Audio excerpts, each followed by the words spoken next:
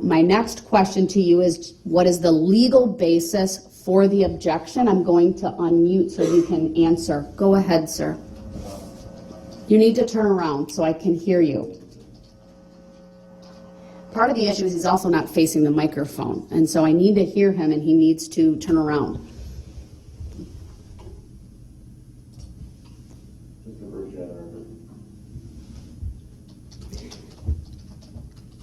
Mr. Brooks, I'll ask you once again, what is the legal basis for your objection to the jury instructions?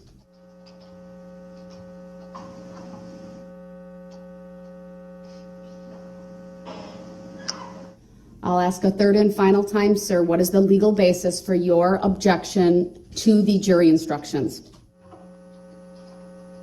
I wasn't allowed to make, I can't even hear what she's saying all the way, man.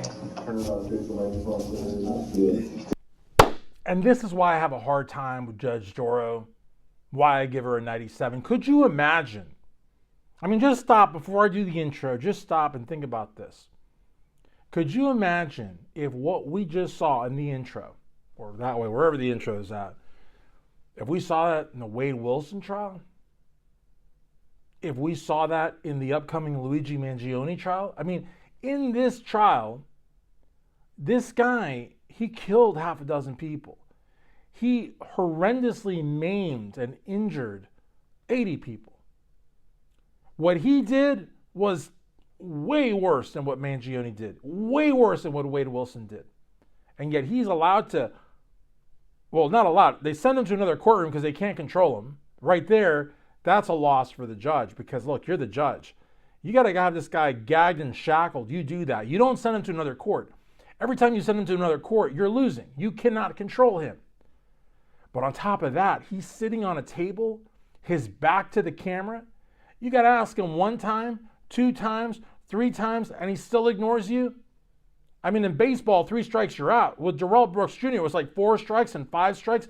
I mean, you hear the hum of that, like whatever that is, the lights or whatever. That's, I mean, you know, again, look, I know people are saying, oh, you know, she was trying to set it up so he wouldn't have a successful appeal. I say BS to that. I say, let's speak truth. Okay, and if you can't handle the truth, you need to get out of the kitchen.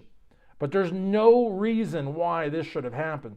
And honestly, there were times during the trial when Darrell wasn't happy or didn't like what he was hearing. He actually requested going to the courtroom. So her measure to deal with him was actually something he liked. He saw that as a win. And she had to tell him, no, you go into their courtroom, you don't get to ask for that. In other words, her punishment was actually a victory for him the whole time. And so much so, when he says that he can't hear the judge, we know it's not true because she even says, I can hear the bailiffs hearing me, responding to what I'm saying. And then the bailiff set the headphones next to Darrell Brooks Jr. He didn't even pick them up. He doesn't want to pick them up. Because if he wanted to pick him up, then that would suggest he wanted to proceed with the trial. If he wanted to proceed with the trial, he wouldn't be in that second courtroom to begin with. He'd be back in the main courtroom with everybody else, putting on a defense and letting the state put on their case. That was never that issue. He was trying to delay, and he wanted a hung jury. He wanted a mistrial. He just, he had to know that he wasn't getting out of there. Or maybe he thought that he could. I don't know, because there's periods during the trial where he's like, invoking that sovereign citizen bullcrap that a lot of people say he learned from Dawn's boyfriend. Again, I don't know if this is true or not, but it looked like he thought he was going to get out, or it looked like he thought that he could create some kind of an error or something. Looking at his eyes, you saw like the inkling of hope in there. When in reality, he was never going to get out, and nor should he get out. But I'm just saying, like, I get a lot of grief from a lot of Judge Dorow supporters, and I myself am a Judge Dorow supporter. I gave her a 97. I just didn't give her 100. And why? Because of stuff like this.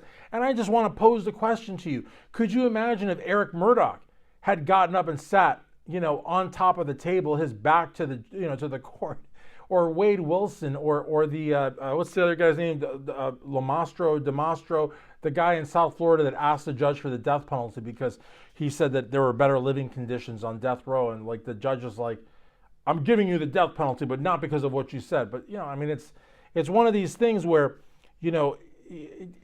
I just think that the judge, honestly, she did a good job, but there were other times like this. I mean, where it's not even silence in the room, you have to hear the buzz of that light, and he's just not answering. He's not turning around. He's not getting off the desk. He's not answering you. He's not putting on the headphones that you've asked the sheriff to furnish to him. I mean, to me, it's a train wreck. And I just don't see how anybody could say, oh, well, that's just Judge Dorow making sure he doesn't have a successful appeal. I'm like, come on, that's bullshit.